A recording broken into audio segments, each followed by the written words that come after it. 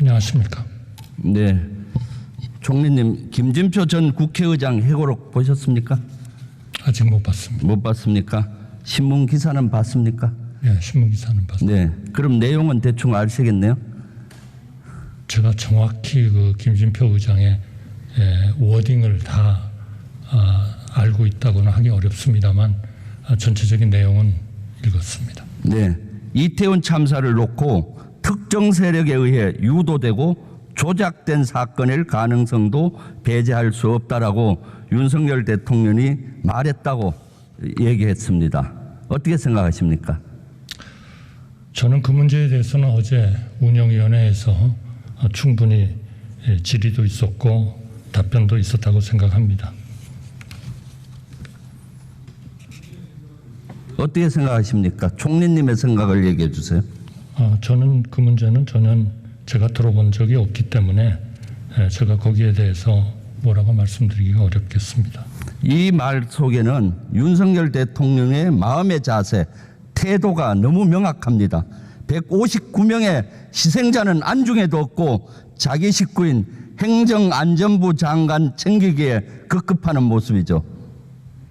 그런데 어제 운영위원회에서 분명히 그런 얘기, 제가 아직 질문 안 그런 했습니다. 얘기는 없었다고 했습니다. 질문할 때 얘기하십시오. 네, 알겠습니다. 없다고 얘기한 것은 아니고 왜곡됐다라고 얘기를 했고 정확히 거기에 대해서 반박을 못했습니다. 159명의 희생자가 있는데도 아직도 사실은 책임지는 사람이 없습니다. 제가 이제 퍼즐이 맞춰집니다. 그때 기괴하고 해괴망측한 일을 정부가 했습니다. 무엇인지 아십니까? 말씀해 주시죠.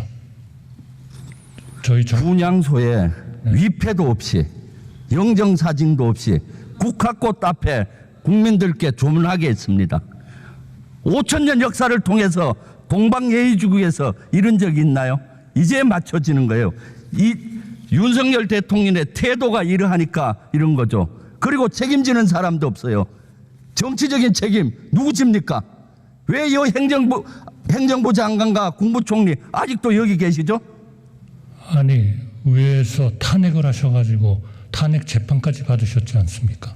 법적 책임을 물을 것이 아니라 정치적인 리더는 항상 정치적인 책임, 지 책임을 질 줄 알아야 되는 것이죠. 이것만이 아니죠. 대통령의 태도, 작년 22년 8월에 집중호우 났을 때, 아크로비타 사실 때죠. 내가 퇴근하다 보니까 아파트에 물이 잠기더라. 그리고 퇴근하는 대통령의 모습, 이거와 닮아 있지 않습니까? 또한 최근에 5월 30일 날 기억 혹시 하시는 거 있습니까? 최근 5월 30일? 말씀해 주시죠. 이날은 12사단에서 훈련하던 훈련병이 순직해서 연결식이 있었고 3대 도발이 있었어요. 그동안 없던 아주 특이한 도발들, 600mm 방사포 도발, 오물풍선, GPS 교란이 있던 시기였어요. 이때 윤석열 대통령이 국민의힘 연찬회에 가서 뭐라고 했나요? 기분 좋다! 기분 좋다! 이렇게 하면서 술을 마셨습니다. 대통령의 태도 어떻게 보십니까? 제가 답변을 좀 드리겠습니다. 우선 대통령 이태원 참사 조작 가능성 말씀하신 적 있나? 이러한 이소영 의원의 질문에 대해서 이도훈 홍보수석은 어제 없다. 오히려 당시 이태원 사건 관련 언론에 의해 제기되는 많은 의혹을 전부 수사하라 이렇게 지시를 받았다. 이렇게 말씀을 하셨습니다. 그 다음에 처음에는 왜곡됐다고 하고 말이 바뀌고 뭐가 왜곡됐는지 뭐가 아닌지를 대통령실에서는 제대로 밝혀주지 않고 있어요. 다음 질문하겠습니다. 국민들이 왜 위패를 제대로 두지도 않은 상태에서 조문을 하겠느냐 하는 데 대해서 답변은 필요 없으십니까? 네, 얘기하세요. 그러면.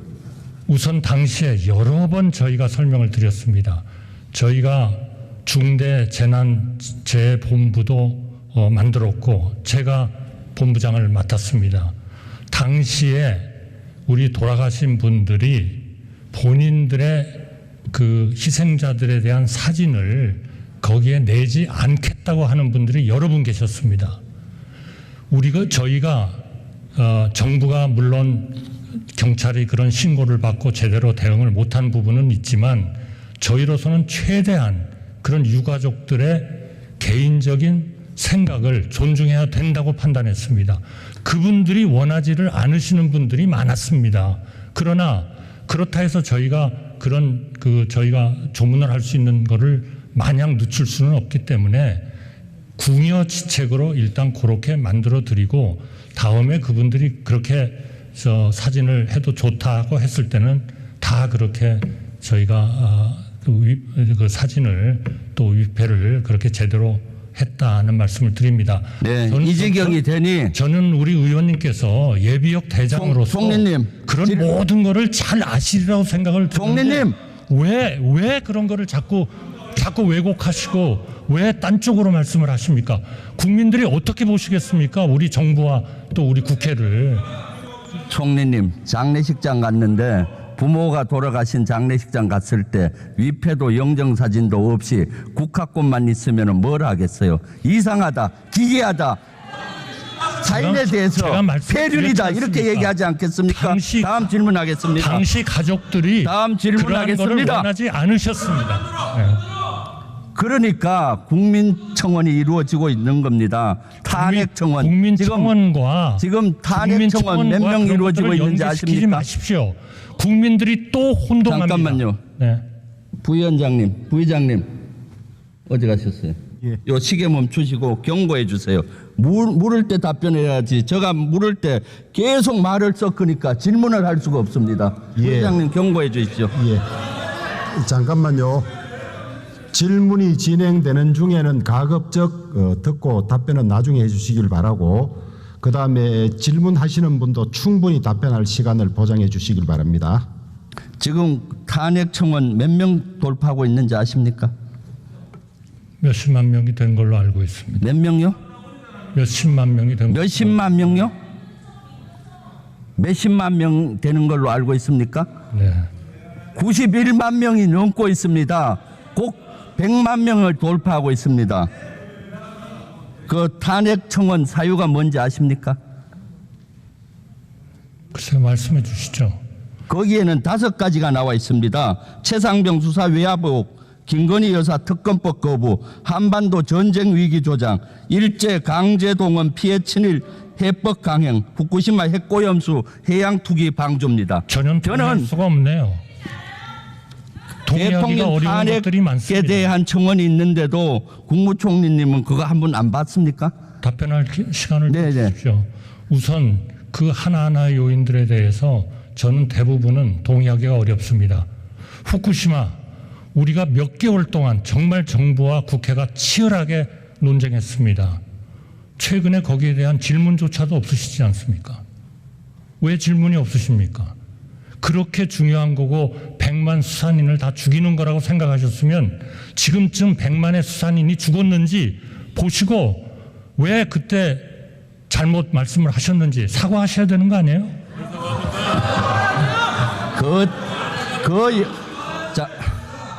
잠깐만요. 그 영향은 장기적으로 나타나는 겁니다. 이러한 청원에 대한 사유 플러스에서 저는 북러 밀착에 대한 외교 참사, 대통령실 졸속기전 이런 것들이 탄핵을 쌓아가는 거라고 보여지고 있습니다. 전혀 이제 동의하기 본격적으로 어렵습니다. 이렇게 탄핵 청원이 많이 가면은 국회에서 어떤 절차로 이루어지는지 아십니까? 글쎄요. 국회가 판단하는 법적 절차에 따라서 하시겠죠. 어떤 그러나 지금 절차인지 말씀하신 아세요? 대로 저는 그 이유에 대해서 저한테 충분히 시간을 주시면 제가 답변을 드리겠지만 안 주실 것이기 때문에 저는 동의하지 않는다 하는 말씀을 드립니다. 제가 절차를 물었습니다. 국회 절차. 절차는 국회가 필요에 따라서는 거기에서 원하는 조치를 취하실 수도 네. 있고 또는 취하시지 않을 수도 있는 거 국회에서 아닙니까? 이미 반드시 취해야 된다는 것도 없지 않습니까? 법사위로 이제 내려갔고요. 법사위에서 청원소위에서부터 대통령 탄핵에 대한 논의가 될 겁니다. 상식적인 그런 의원님들이 다 계실 거기 때문에 그런 문제에 대해서 합리적인 판단을 저는 하시리라고 믿습니다. 이러한 국회에서 탄핵 논의가 되고 있기 때문에 될 겁니다. 공식적으로. 이제는 윤석열 정부에서도 어떻게 하면은 이것을 해결할지 출구 전략이 필요하다고 저는 생각합니다.